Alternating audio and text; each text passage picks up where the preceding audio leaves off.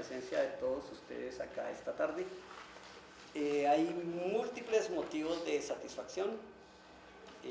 Tal vez el más notable de ellos sea el hecho de que Manuela Fernández esté con nosotros, y lo es por múltiples razones. Egresada del departamento, estuvo en SILEC. ¿Cuánto tiempo, Manuela?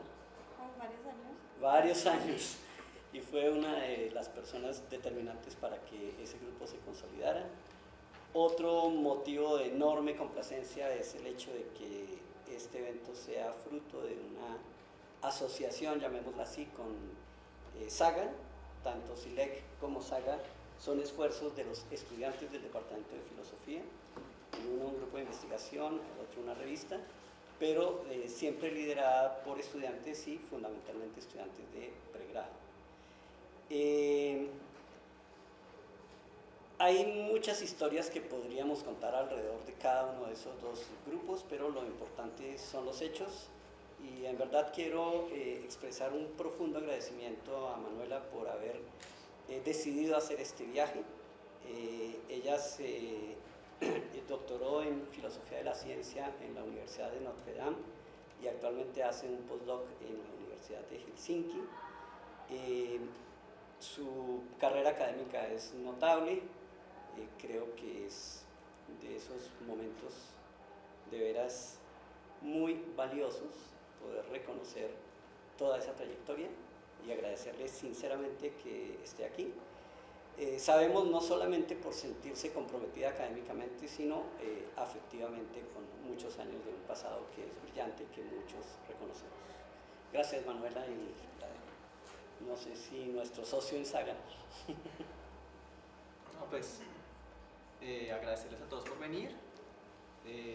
Ahorita rotamos los programas, entonces están invitados a todas las ponencias y al evento de cierre, que es el día jueves a las 6 de la tarde en el auditorio que queda acá al lado, a la derecha, que es el evento de cierre del congreso y el lanzamiento del número 27 de la revista Saga.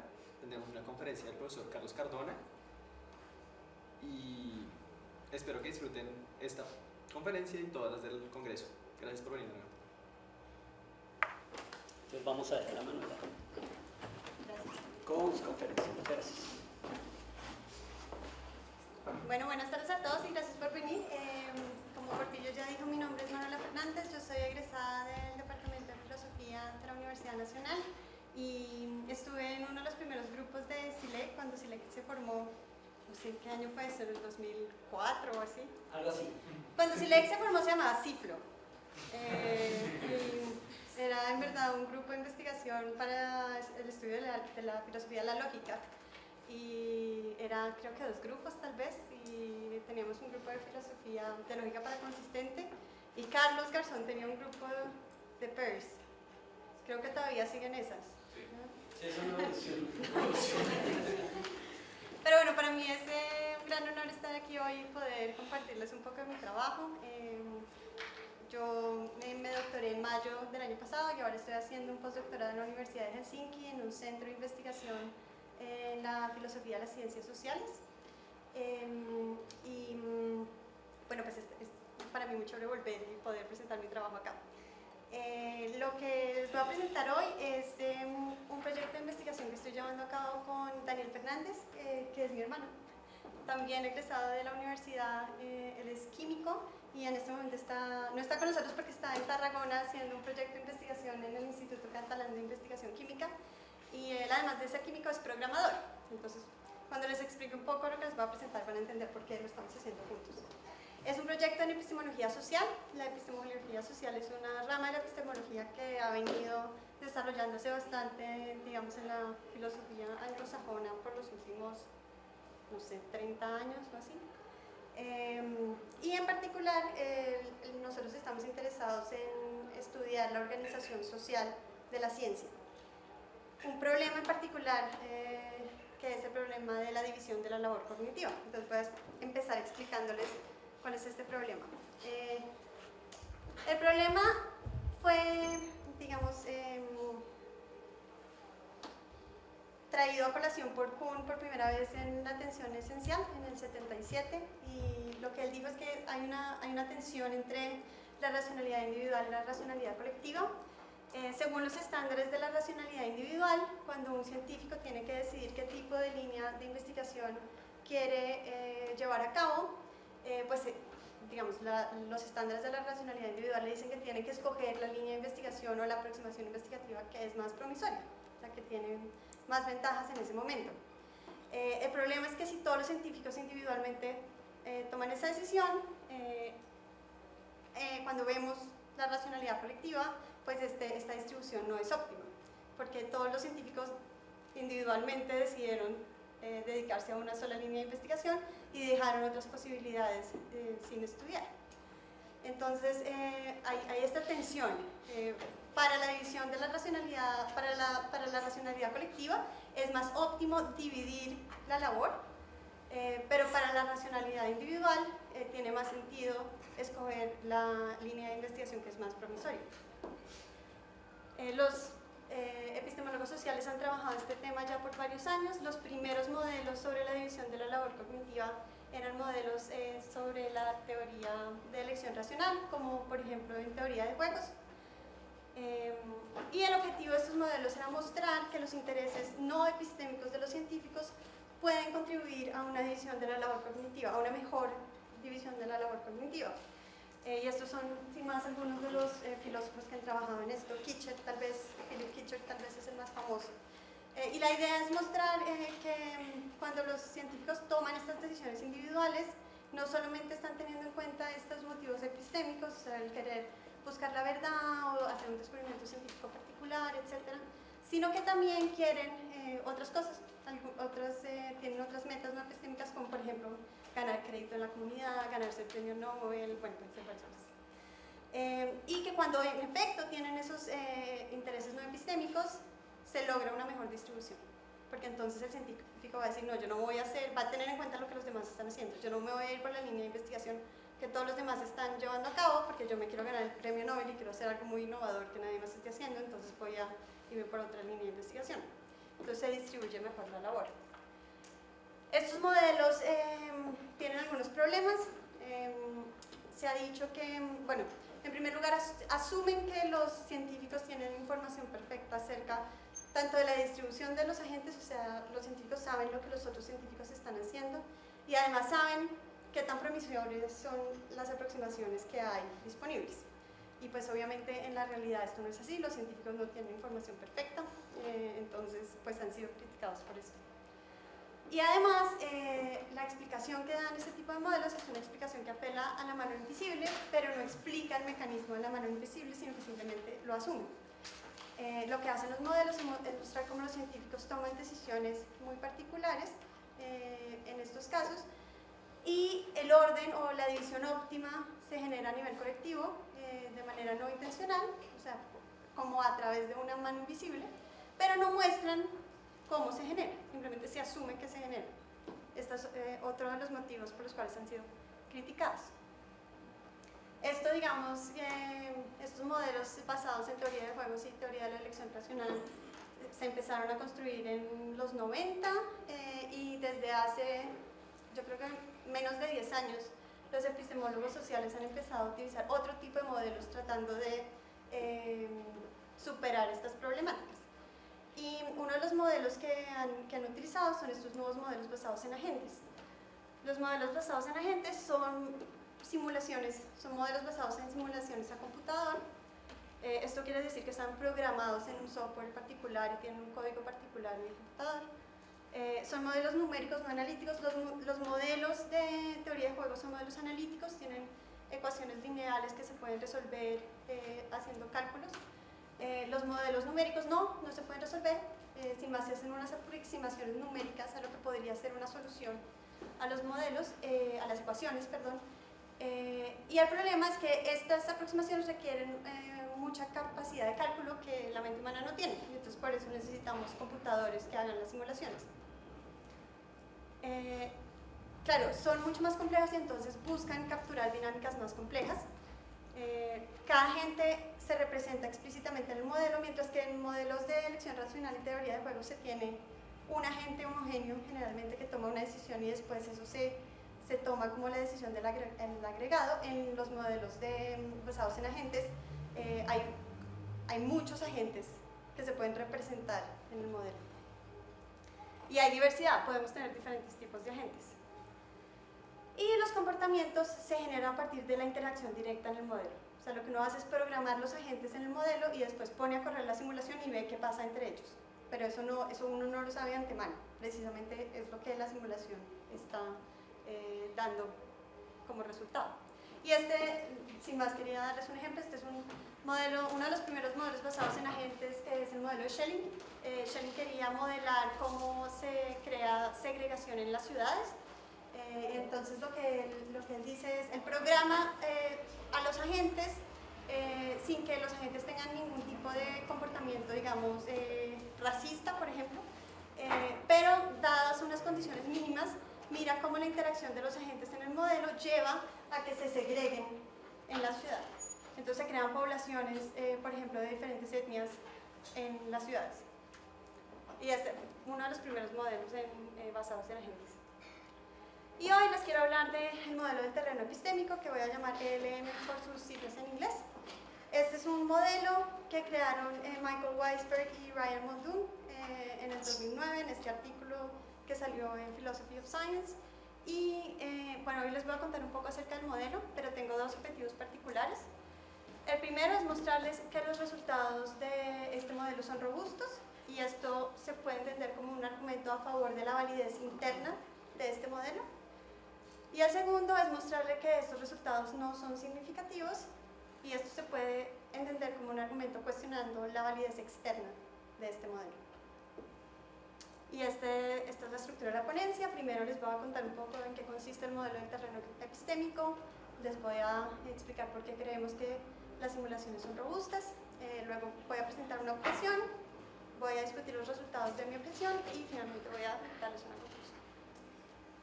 Okay. Entonces, el modelo epistémico tiene cuatro características o cuatro aspectos centrales. El primero es el terreno epistémico, es como un mapa, hagan de cuenta, y representa un tema de investigación de interés para la comunidad científica. Que puede ser, Weisberg y Muldoon hablan, por ejemplo, es un tema de investigación restringido, como por ejemplo un tema al que podría estar dedicado a una conferencia especializada. Ese es como el marco que tienen ellos. Un recuadro en el terreno, cuando un agente está parado en una posición en el terreno, esa posición representa una aproximación particular al tema de investigación, y esa aproximación está compuesta de cuatro cosas: preguntas de investigación particulares, instrumentos y técnicas para la adquisición de datos, métodos de análisis de datos y teorías de fondo para la interpretación de datos. Entonces la idea es que cada vez que un agente se mueve, si yo soy un agente del modelo y me muevo para cualquiera de los recuadros a mi alrededor, cambio alguna de esas cosas. Si cambio mi pregunta de investigación, eso significa que me moví en el modelo. ¿Okay? Y la topografía, las colinas en el modelo están dadas por qué tan epistémicamente significativas cada aproximación. Esto es como la idea de cuáles son las aproximaciones que nos van a llevar a tener ciertos éxitos epistémicos. Por ejemplo, puede entenderse como encontrar la verdad, si se tiene una teoría veriquista, o puede entenderse también como desarrollar una nueva técnica para la investigación científica, cierto éxito epistémico que esté buscando la comunidad. Y finalmente, el progreso epistémico está definido como el porcentaje de recuadros epistémicamente significativos, o sea, no solo, imagínense que hay una colina, no solo el pico de la colina, sino toda la colina, el porcentaje de cuadros epistémicamente significativos que han sido explorados por los agentes. Y este es el modelo, esta es una gráfica del artículo de Weisberg y Muldoon. Este es el terreno epistémico, este es un recuadro, es una aproximación a la investigación, y si me encuentro en una cima del modelo es una aproximación máximamente significativa. ¿Qué quiere decir esto? Que si yo soy un científico que está llevando a cabo la investigación bajo esa aproximación particular de preguntas de investigación, técnicas, teorías de fondo, etc., voy a alcanzar el máximo éxito epistémico. Entonces, bueno, este es el modelo, el terreno, pero además tenemos dos agentes. Entonces la idea es poner a varios agentes en el modelo y darles diferentes reglas de comportamiento y ver cómo se mueven, quiénes llegan a las cimas más rápido que otros. Ellos tienen tres tipos de agente. los agentes control, los seguidores o followers y los innovadores o mavericks. La regla C guía el comportamiento de los controles. Claro, hay que programar a cada tipo de agente para que se mueva de cierta manera. Los controles solo tienen en cuenta qué tan epistémicamente significativo es una aproximación a un recuadro vecino. Cuando uno de los recuadros vecinos es epistémicamente más significativo, el control se mueve en esa dirección. Cuando no, el control escoge arbitrariamente uno de los recuadros para moverse.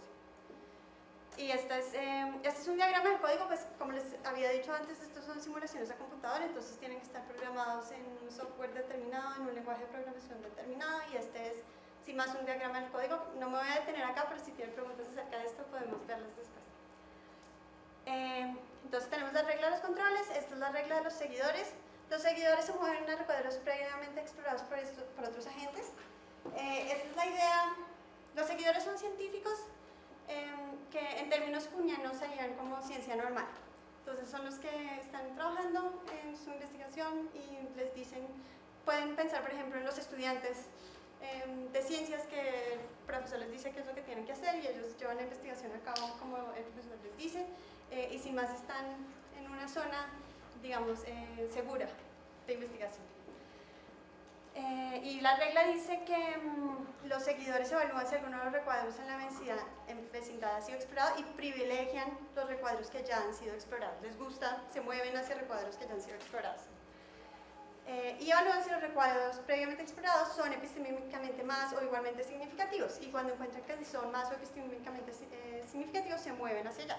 Entonces lo más importante para ellos es si los recuadros ya han sido explorados. Y si sí han sido explorados y además son más o igualmente significativos, entonces se mueven.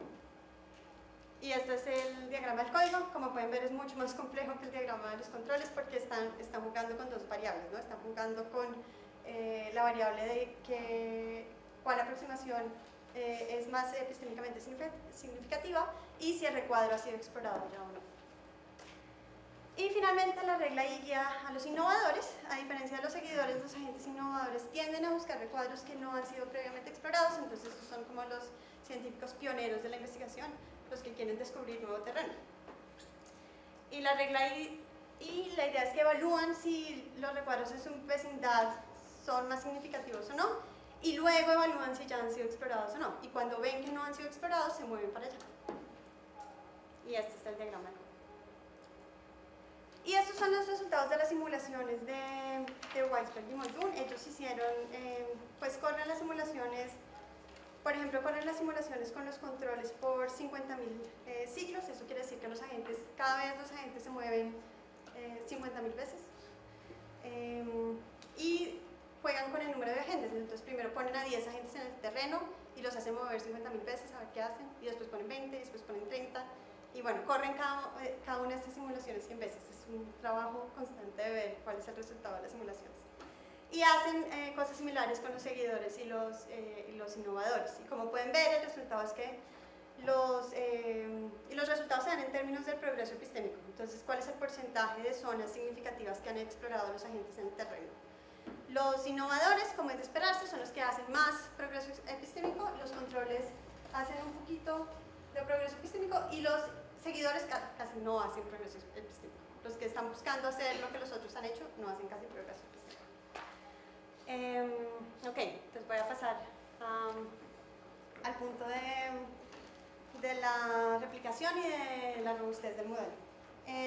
Los modelos basados en agente, como ya he dicho, tienen ecuaciones no lineales, son modelos numéricos, no analíticos, y tienen un gran número, en algunos casos miles de ecuaciones. Y estas ecuaciones son imposibles de computar con la mente humana. Entonces una objeción común a los modelos basados en agentes es que no es imposible chequear si las aproximaciones que está haciendo el computador son genuinas o no, o si más bien los resultados que se están obteniendo son un error en el software o en el hardware o en algún otro lugar. No se puede comprobar.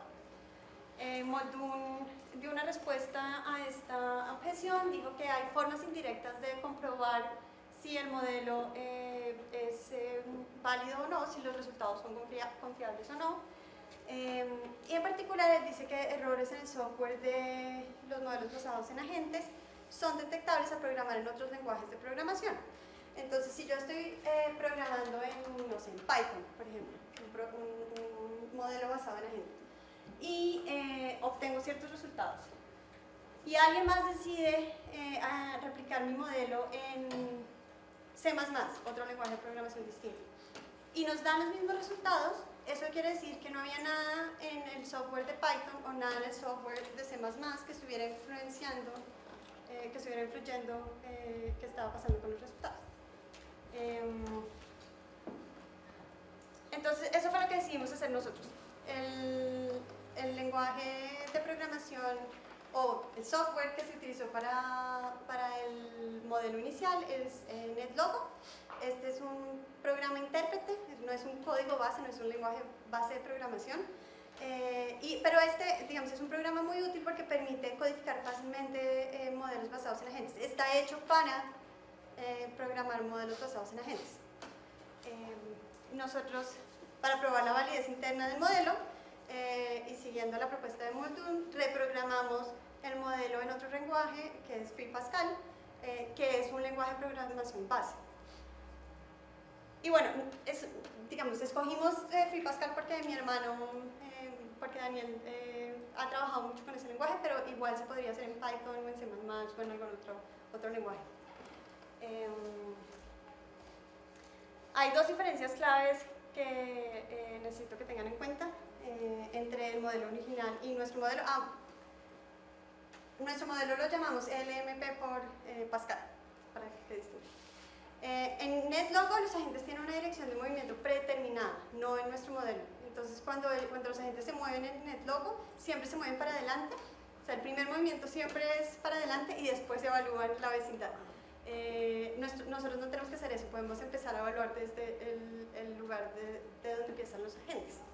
Esto quiere decir que la implementación del código va a ser muy distinta. Nuestra regla de los seguidores es distinta, la implementación, a la regla de los seguidores de Weisberg y Muldoon, pero pues creemos que captura lo esencial.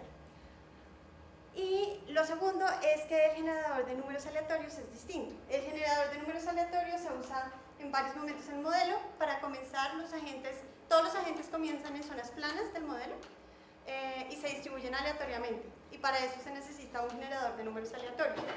Y además hay momentos en las reglas en donde digamos, si por ejemplo no hay en mi vecindad no hay ningún recuadro que sea más o igualmente significativo, entonces el control elige aleatoriamente un recuadro para moverse, por ejemplo. Y para elegir aleatoriamente se necesita un generador de números aleatorios. Y como nosotros tenemos diferentes generadores de números aleatorios, esto quiere decir que nuestros resultados nunca van a ser cuantitativamente los mismos. O sea, replicar el modelo no significa que nos den los mismos números al final, porque es imposible. Para que tengan en cuenta estas dos diferencias. Estos son los resultados de nuestro modelo. Hay similitudes y diferencias, como pueden ver. Creemos que la tendencia es básicamente la misma. Está un poco desenfocado. Bueno, los innovadores, que son los que están aquí en rosadito, hacen mayor progreso epistémico, como pasó con el modelo inicial. Los controles los seguidores hacen básicamente el mismo progreso epistémico, que es casi nulo. Y la mayor diferencia son los controles. Nuestros controles son mucho más eficientes que los controles de Weisberg y Muldoon. Así que les voy a mostrar un poco las diferencias en los resultados de los controles. Estos son para ciclos de 10.000, 2.500 y 200 ciclos. Estos son nuestros resultados. Y los de la derecha son los resultados de Weisberg y Muldoon.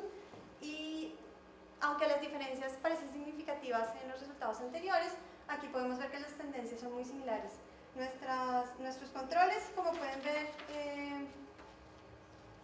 sobre todo en los ciclos más altos, con 2.000 y 10.000 ciclos, la curva es un poco más logarítmica, y esto quiere decir que nuestros controles llegan a los picos más rápido y hacen menos progreso epistémico. Se estancan en algún momento más pronto que los controles de Weisberg y Muldoon. Pero nos parece que no son diferencias significativas en tanto siguen la misma tendencia.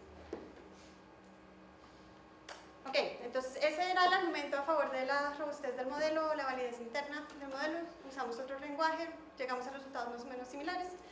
Ahora voy a cuestionar la validez externa del modelo. La regla S en particular permite un caso que a nosotros nos parece controversial. Suponga que hay un seguidor en una zona que no es epistémicamente significativa, entonces uno empieza en una zona plana y todos los recuadros que hay alrededor de este agente no son epistémicamente significativos.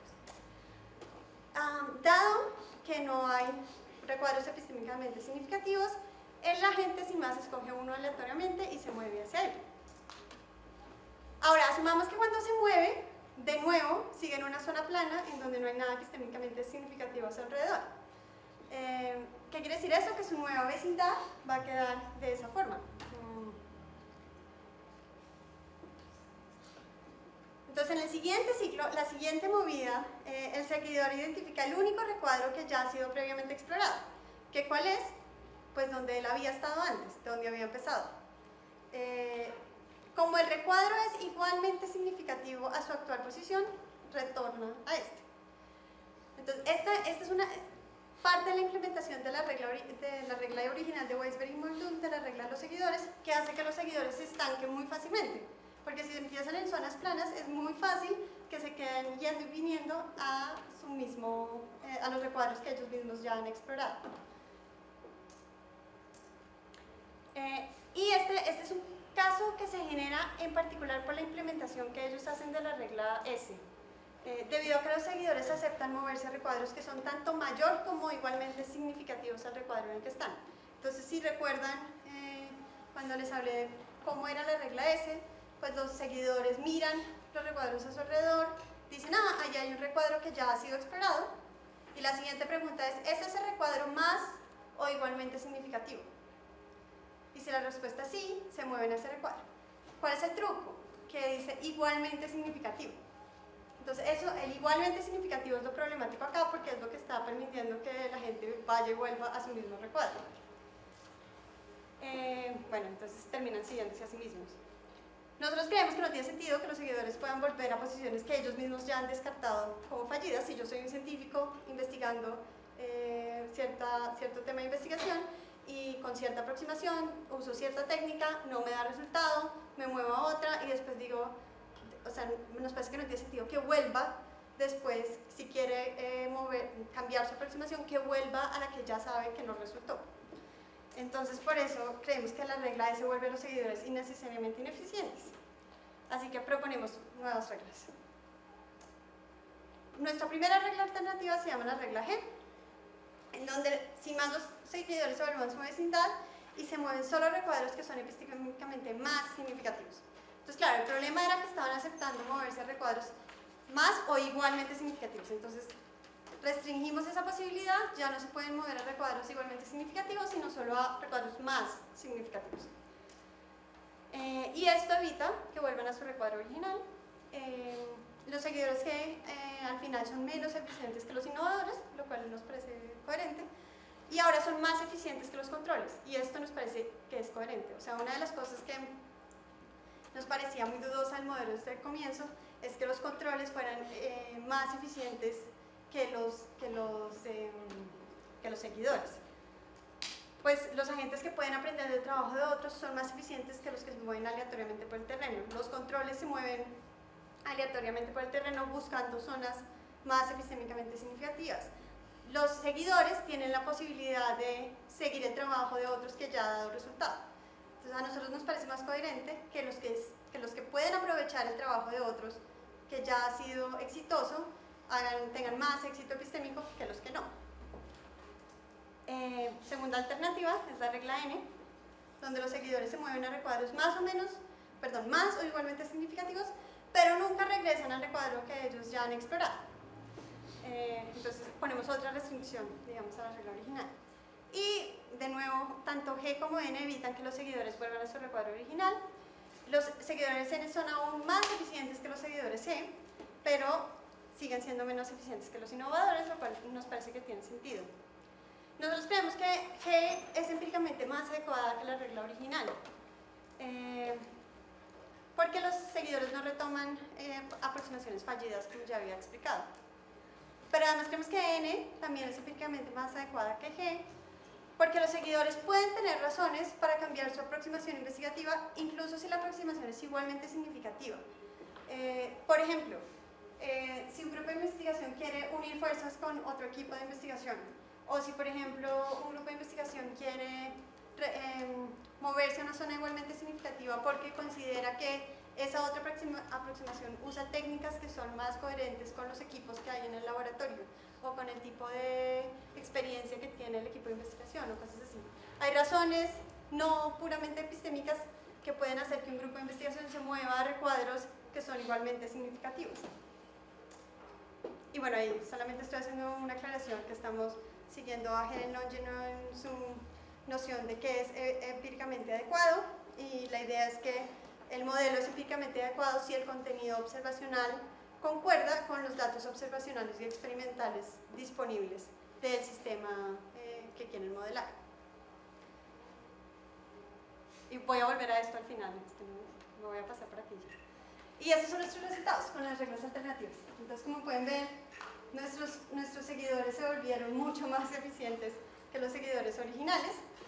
Los controles, no los tengo acá, pero los controles eran un poquito más eficientes acá que los seguidores originales. Ahora nuestros seguidores son mucho más eficientes. Y esto, por supuesto, tiene consecuencias importantes para los resultados del modelo. Ok, entonces ya voy a la última parte, que es la discusión de los resultados.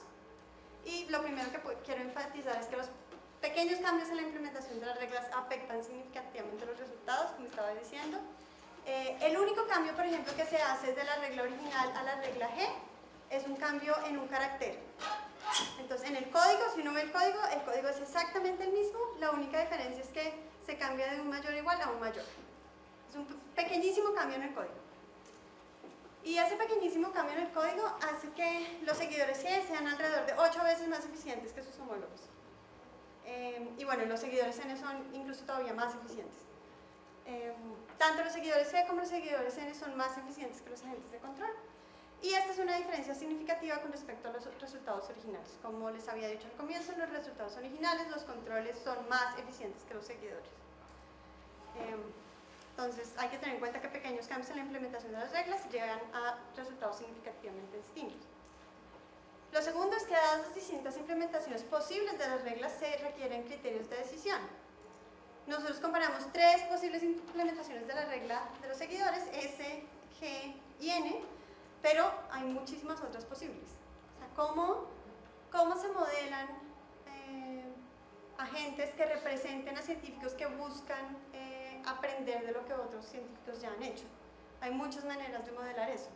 Y la pregunta es entonces, ¿bajo qué criterios se decide entre estas implementaciones? Weisberg y Muldoon no hablan de ningún criterio, ellos nos dicen por qué escogen una regla en lugar de otra. Nosotros dijimos que, o sea, el criterio que utilizamos muy vagamente fue que una regla era empíricamente más adecuada que la otra. El problema con la adecuación empírica es que la adecuación empírica es un criterio de validez externo que busca que el modelo sea una representación fiel del sistema que está tratando de modelar.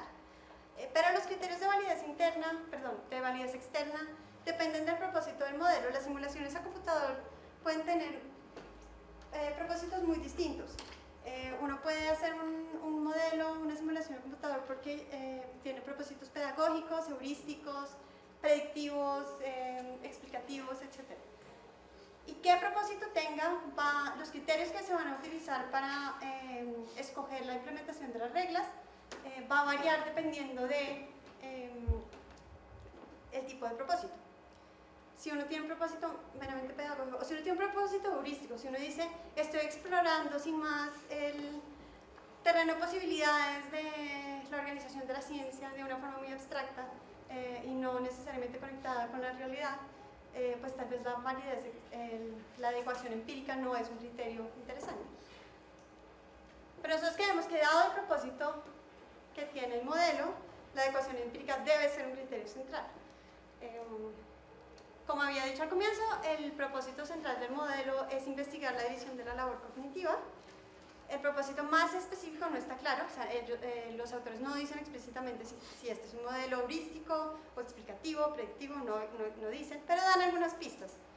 Entonces, por ejemplo, dicen que una de las ventajas más importantes de este modelo, comparado con estos modelos MCR, son los modelos de teoría de elección racional de los que les hablé al comienzo.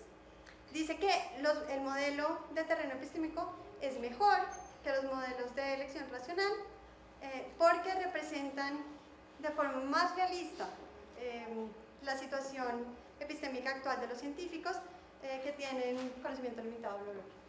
Entonces, digamos, aquí en esta cita en particular sugieren claramente que el modelo busca ser una representación realista de la comunidad científica, y les estoy dando una cita en particular, pero hay más en el artículo que apuntan al mismo camino. Y por supuesto una representación realista consideramos que debe ser empíricamente adecuada. Creemos que el modelo no es empíricamente adecuado y por lo tanto que sus resultados no son significativos, en particular porque, como ya explicamos, la regla S no mapea adecuadamente el comportamiento de los científicos en sus comunidades. No tiene sentido implementar una regla que diga que los científicos van a volver a sus aproximaciones que ya saben que son fallidas. Esto no coincide con lo que hacen los científicos en la realidad. Y de forma más amplia, el contenido observacional del modelo no está conectado explícitamente con los datos observacionales o experimentales acerca de la comunidad científica. Weisberg y Muldoon no hacen una investigación acerca de cómo se comportan los científicos en la realidad, cuáles son sus criterios de toma de decisiones para escoger la implementación de sus reglas. Ellos simplemente implementan unas reglas que les parecen más o menos coherentes. Pero nosotros creemos que si la adecuación empírica va a ser un criterio, necesitamos ese tipo de conexión entre datos observacionales y la implementación de las reglas. Y hasta que el modelo no esté conectado, los resultados del modelo no van a ser significativos para el propósito particular del modelo, que es ser una representación realista. Okay, entonces, para concluir, tenía dos objetivos hoy. El primero era darles un argumento a favor de la validez interna del modelo, que fue lo que hice explicándoles cómo replicamos el modelo en Pascal y cómo tuvimos más o menos resultados similares. Y el segundo era un argumento cuestionando la validez externa del modelo.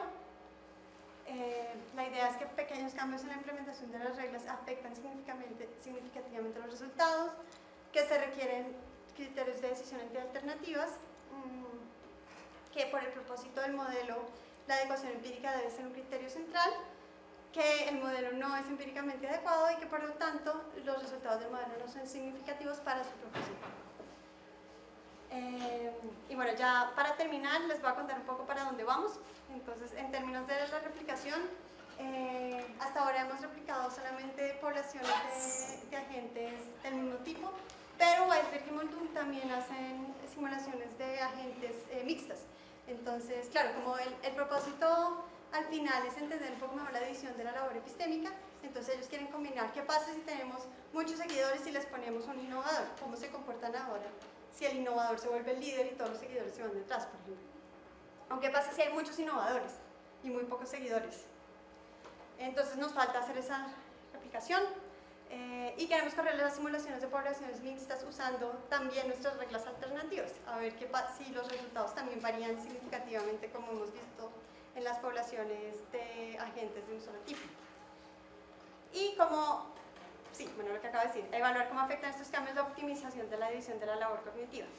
Y por otro lado, un poco de la parte de análisis más filosófico, queremos seguir identificando las limitaciones del modelo, en particular si sí es posible mapear adecuadamente, teniendo en cuenta datos observacionales y experimentales, para implementar ciertas reglas en el modelo.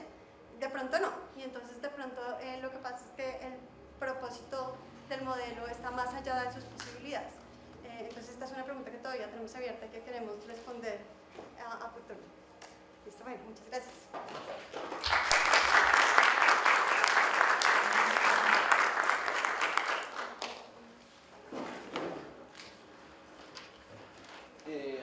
¿Alguna pregunta? Carlos. Hay tres. Carlos. Gracias por la presentación. Tengo una pregunta que es como de información. No sé si se me escapó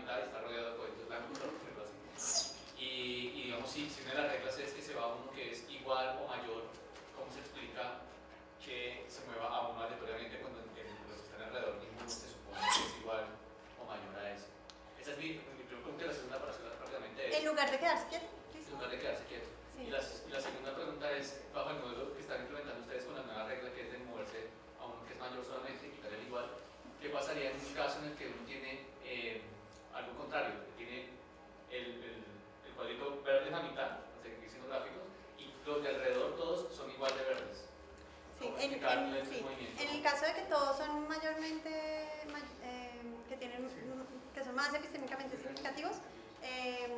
Si todos son más epistémicamente significativos, no sé cómo sería eso posible. Pues se vuelve a... O sea, si uno está como en un hueco y hay como una montaña alrededor, una cosa así muy rara. Bueno, no sé, pero digamos, si eso pasara, lo que dice la regla es que tiene que escoger aleatoriamente entre esos. Ah, la elección aleatoria. O si tienes, incluso si tienes solamente dos, que son, y ambos son más epistémicamente significativos, escoge aleatoriamente entre esos dos. Y se mueve a uno, porque obvio no se puede mover a los dos. Pero con respecto a la primera pregunta que hiciste, que es ¿por qué los agentes se mueven en lugar de quedarse quietos? La implementación de la regla original, por ejemplo, de la regla de los controles, es un poco extraña en ese sentido, porque en ese caso, lo que hicieron Weisberg y Muldoon, aquí está el código para que lo vean. Lo que hicieron Weisberg y Muldoon fue decidir que los agentes solo se movían con cierta probabilidad. Entonces, creo que es un 2% de probabilidad y el resto se quedan quietos.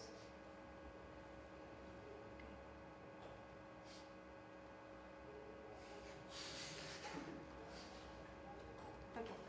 Entonces la gente se pregunta, ¿es este recuadro más o igualmente significativo que el anterior? Sí. ¿Es este recuadro igualmente significativo que el anterior? No. Entonces, bueno, se mueve porque eso significa que es más, ¿no? Si sí es igualmente significativo, entonces toma una decisión con 2% de probabilidad. ¿Y por qué 2% de probabilidad? Ellos decidieron que era 2% de probabilidad. Y si no sale ese 2% de probabilidad, entonces se queda quieto. Entonces, creo que lo que estaban intentando capturar de forma intuitiva es que cuando no hay recuadros que son epistémicamente más significativos, muchos científicos se quedarían haciendo la investigación que están haciendo. O sea, no tendría sentido moverse a otra aproximación nueva. Algunos se moverían con un 2% de probabilidad, pero la mayoría no. No sé si eso era lo que apuntaba tu primera pregunta. Profesor Duica. Bueno, gracias. También voy a meter dos preguntas, pero creo que son simplemente de aclaración, porque bueno, este es un tema que no manejo. Muchas gracias por la presentación. Tengo una dificultad para entender el concepto de follower. Tengo una dificultad para entenderlo a la luz de la regla G, porque parece ser que cuando hay ese mínimo cambio del manejo del código de mayor o igual a solamente mayor que, esta es la pregunta, ¿por qué esto haría mal de mi parte entender, pero ahí ustedes meten un criterio de evaluación epistémica en un follower y por eso, claro, se dispara el rasgo explorador o innovador del follower? Entonces, mi pregunta es si ese mínimo cambio en el código no introduce, es mínimo en el signo, pero máximo en cuanto que introduce un criterio que me pregunto si no entra en tensión conceptual con la idea de follower, que finalmente es alguien que, como usted lo ilustraba, el profesor del doctorado le dice, mire, ustedes trabajan en tal área, y él trabaja, voy a exagerarlo, sin criterio de evaluación epistémica, es un follower. Pero cuando se le dice, no, el follower tiene un rasgo de evaluación que la regla dice, escoge lo que es mayor, me pregunto si no hay una tensión conceptual ahí. Sí, no, yo creo que sí hay una tensión y por eso creemos que nuestra regla N es mejor que nuestra regla G. Pero la idea es un poco lo que queríamos mostrar con la implementación de la regla G, es que ese es como el cambio intuitivo que uno haría al entender cuál es el problema que genera la regla original, que es que el seguidor se devuelva siempre, que se queden ahí atascados yendo y volviendo a su propia aproximación. Entonces uno dice, claro, lo que está pasando en el código es que estamos permitiendo que los seguidores se muevan a aproximaciones que son también igualmente significativas. Entonces quitemos eso, no permitamos que se muevan a aproximaciones igualmente significativas, sino solo a mayores. Y eso, digamos, tiene la ventaja de que no permite eso en particular. Pero sí, usted tiene razón, claro. La regla N, que permite también el movimiento de A igual o mayormente significativo, no introduce ese problema. Sí, digamos, qué pena, no voy a hacer la otra pregunta, pero mi réplica sería, la regla N tiene el problema de que los científicos vuelven a la misma área, al mismo terreno, pero no contradice el concepto lo mismo de que son followers. Es que ahí Sí. es donde veo una debilidad Sí, en la regla G. en la regla G. En la regla G, sí, claro.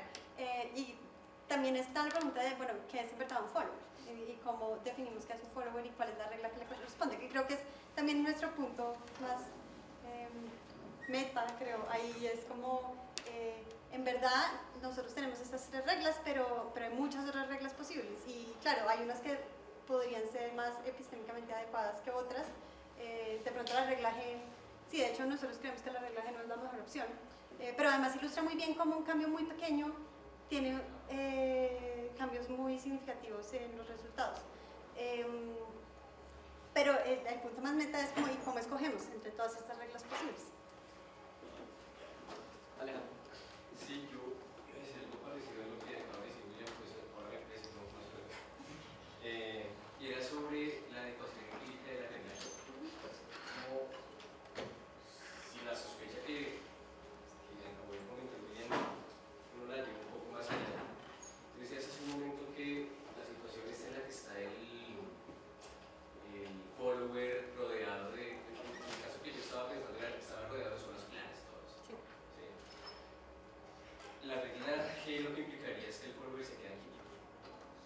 Claro. No, se mueve aleatoriamente, Aleatoriamente. Sí, sí. Claro. buscando hasta que encuentra una colinita y ahí Tenga puede... un mayor nivel Sí. de actividad. Y el asunto, la diferencia entre la regla G y la regla N, como yo las había entendido, me parecía que tenía que ver con el problema que ustedes estaban identificando en el modelo original. Y era el hecho de que los followers volvieran a un punto donde ellos que fueran como sus propios followers. Sí. Y pareciera que la formulación de la regla N es la que pues, verdaderamente apunta a ese problema que tiene el modelo original. Que es algo que no está especificado en la regla N. Entonces, como el problema que ustedes identifican en el modelo original pareciera estar pues, como completamente abordado en la regla N a diferencia de la regla N. Sí. Y si eso fuera así, creo que uno tendría como un criterio pues, relativamente fuerte para decidir entre cuál de los dos, a partir de la sospecha que tengo yo Sí. y a partir de la precisión que hace la regla N, uno podría tener un criterio sobre cómo dividir entre cuál de los dos modelos elegir, si el modelo N. Pero ¿cuál es el criterio? Pero dices que el criterio no es la adecuación empírica, sino que es otra cosa. No, quizás tendría que ver con el hecho de que la regla G pudiera presuponer este criterio de evaluación así como planteaba William, mientras que la regla N lo único que está más interesada es en que el follower no vuelva No vuelva, a los sí. criterios que se encontraba. Sí. Sí, de acuerdo. Claro. Sí, igual en ese caso, digamos, el problema con la devolución empírica es que el problema de los seguidores devolviéndose a su mismo recuadro es un problema para nosotros de adecuación empírica. O sea, es un problema es que los científicos no hacen eso. Sí, o sea, no tiene sentido que yo ya haya explorado esas preguntas y no haya llegado a ninguna parte y tengo posibilidades de moverme a otros lugares y voy a volver donde ya había estado. Puede que eso pase en algunos casos, yo no estoy diciendo que nunca pase, pero para modelar la organización de la ciencia de forma más general, pues no nos parece que es empíricamente adecuado. Pero no, de acuerdo con la diferencia entre la regla G y la regla N, sí, nosotros también pensamos que la regla G es una mejor, la regla N, perdón, es una mejor regla. Bueno, También es una pregunta de comprensión justamente sobre esa objeción que tú lo haces a la regla esa. Si el problema no es conceptual, sino es un problema físico, es fácilmente, pues, muy fácilmente ellos te pueden replicar a ti que tienes que mostrar pruebas empíricas de que efectivamente los científicos no se comportan siguiéndose a sí mismos. Claro. A sí mismos. Sí, cuando, perdón. Y bueno, pues ahí la réplica se cae muy fácil. Lo otro es que si el problema es evitar que los seguidores se sigan a sí mismos, ese problema no solo se presenta cuando las casillas que lo rodean son de escogencia aleatoria. De hecho, puede pasar en cualquier momento que alguien vuelva otra vez a una posición que estuvo inicialmente, porque el modelo no garantiza posiciones marcadas individualmente. O sea, no hay ninguna regla que diga no vuelva a una posición que usted ya estuvo antes. De hecho, ese problema que tú señalas lo tienen todas las reglas. No lo tienen todas las reglas porque los seguidores son los que buscan primero las que ya han sido previamente exploradas. pero no hay nada que garantice que no vuelvan a una que ellos ya en la que ya Sí, porque los innovadores, por ejemplo, nunca van a hacer eso, porque descartan las que ya están exploradas. Entonces, no afecta a todos los agentes, afecta particularmente a los seguidores. Sí. Bueno, iba a decir algo sobre el primer punto. El primer punto es, sí, obvio, nuestra intuición de que la regla G es más empíricamente adecuada que la regla original y que la regla N es más empíricamente adecuada que la regla G, digamos, está basada un poco en observaciones, en evidencia anecdótica de nuestra experiencia con lo que sabemos de los científicos o la experiencia de Daniel en el laboratorio, ese tipo de cosas. Pero el punto meta, que es el que me parece importante, es que, claro, el modelo nunca va a ser empíricamente adecuado hasta que no tengamos evidencia observacional que esté conectando las comunidades científicas reales con las reglas de los agentes en el modelo. Por eso es que nos parece importante enfatizar este criterio de adecuación empírica. Entonces, claro, lo que se necesitaría es información acerca de cómo se comportan los científicos en las comunidades reales y qué tipo de criterios usan en la toma de decisiones. Podría pasar que el modelo que critican realmente sí, puede que los seguidores originales concuerden mejor con lo que en verdad está pasando en las comunidades científicas. Yo estoy un poco escéptica al respecto porque me parece que va a ser un poco difícil lograr reglas generales a ese nivel. Yo creo que las comunidades científicas seguramente van a variar muchísimo dependiendo de la disciplina, pero esa es una intuición, no sé por qué no se ha hecho. ¿Alguna otra? Digamos, pensando ya fuera del sistema de local, lo que creo que determina ya los demás, ¿quién y cómo se determina la frontera del terreno y el arte límite? El terreno tiene frontera, es ¿cómo se llama? Se me olvidó el término técnico. No tiene frontera. Cuando llegas al final empiezas al otro lado. Sí, exacto. ¿Y qué algoritmo en particular? No, el criterio, digamos, porque es que lo pongo porque tanto escuchar con eso de la conferencia que digamos estudia, digamos, investigaciones en campos específicos, según los autores originales. Y ya eso pensar, eso lo mostraron como la frontera, como el terreno, perdón, digo yo, pues el campo específico, pues cómo se delimita. Sí. Y sobre el criterio para el algoritmo, porque de todas formas quien esté pensando el programa es quien está poniendo ahí una visión de la ciencia y de cómo se hace ciencia. Sí, eso, digamos, claramente cómo se determina qué es el terreno epistémico, ellos lo hicieron de una forma arbitraria, dijeron, pues vamos a pensar en algo mínimo, lo que es un tema muy específico de investigación en ciencia, y dan algunos ejemplos de, digamos, la manera en la que lo generalizan es pensando en una conferencia especializada, o sea, ¿cuál sería el tema de una conferencia especializada? Y eso es más o menos lo que representa el terreno epistémico. Y las diferentes posiciones es las diferentes variaciones en las aproximaciones que ese tema puede tener. Pero sí, claramente ellos al armar el modelo están imponiendo esas restricciones en lo que ellos consideran que es la organización social de la ciencia, lo mismo que cuando implementan el código. Cuando uno implementa el código obviamente está imponiendo una visión. Así los agentes, así los modelos basados en agentes, uno corre las simulaciones y los agentes interactúen unos con otros y eso sea lo que da el resultado. Uno es el que determina qué es el terreno y uno es el que determina cuáles son las reglas de movimiento de los agentes. Y eso obviamente predetermina en cierto sentido cuáles van a ser los resultados. Pero iba a decir algo más. Por eso es importante también hacer un análisis de robustez, porque cuando uno implementa el modelo utilizando otro lenguaje de programación, tiene que codificarlo de forma distinta. Y entonces ahí se ve, o sea, si los resultados son similares, digamos, hay evidencia por diferentes caminos de que los resultados son robustos.